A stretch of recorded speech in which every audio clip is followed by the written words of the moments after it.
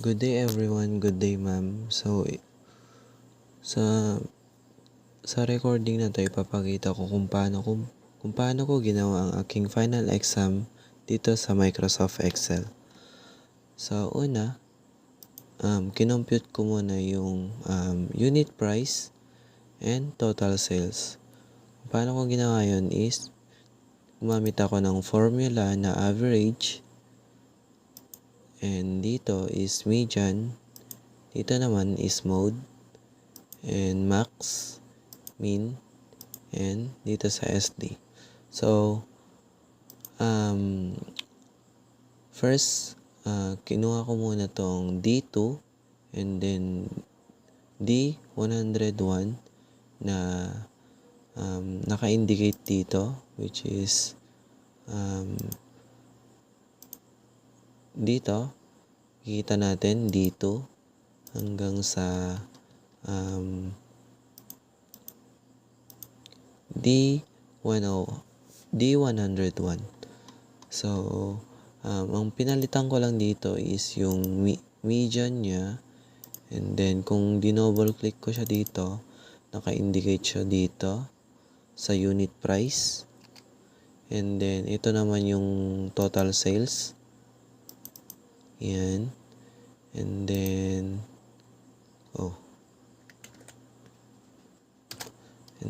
dito naman is yung unit price and total sales.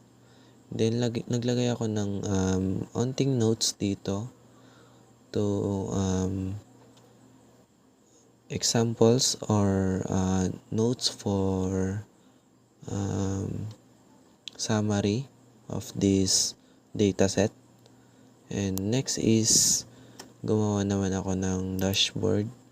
So dito is naglagay ako dito ng pivot table, which is dito. Kung paano ko ginawa is pinindot ko lang to, and then table range, select all ko lang here, tapos and then nagpakita ito, which is row labels. And then next is naglagay ako ng chart for total sales, monthly total sales, and product total sales. So kung paano ko ginawa yun is una is pumunta muna ako dito sa dataset, and then sa total sales per product, sinet ko lang to, and then ito.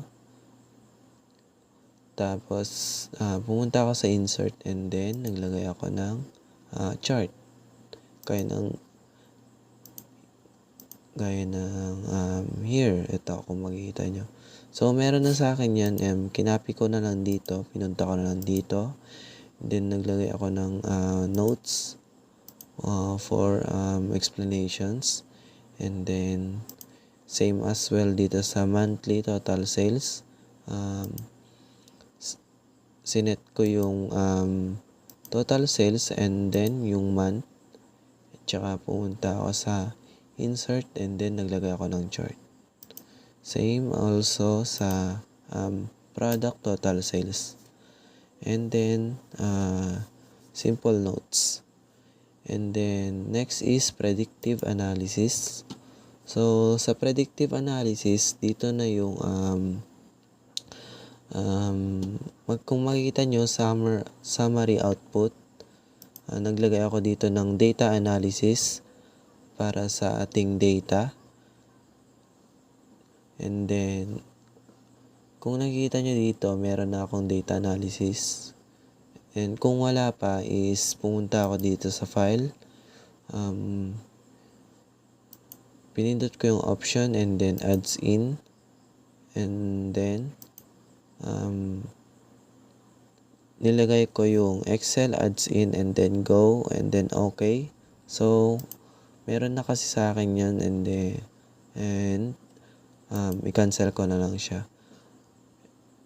Tapos pinindot ko tong data analysis, and then pinili ko yung regressions, and then okay. So, dito, mag-input tayo ng Y range and then X range. So, sa input Y range, iselect lang natin yung total sale,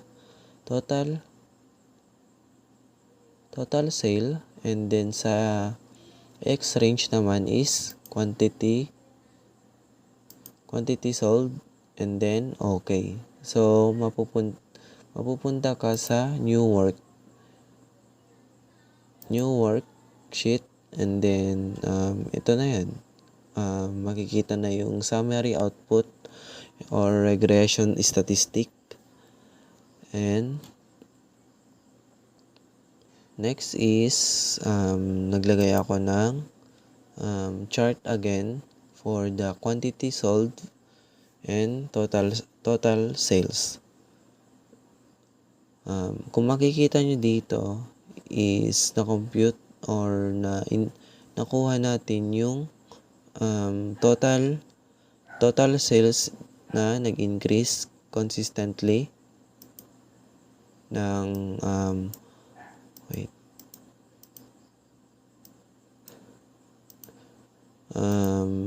nag-increase siya ng 1,081.3 per unit sold. So, tama yung ating data solve dito. Yan. So, yun lang. Thank you po.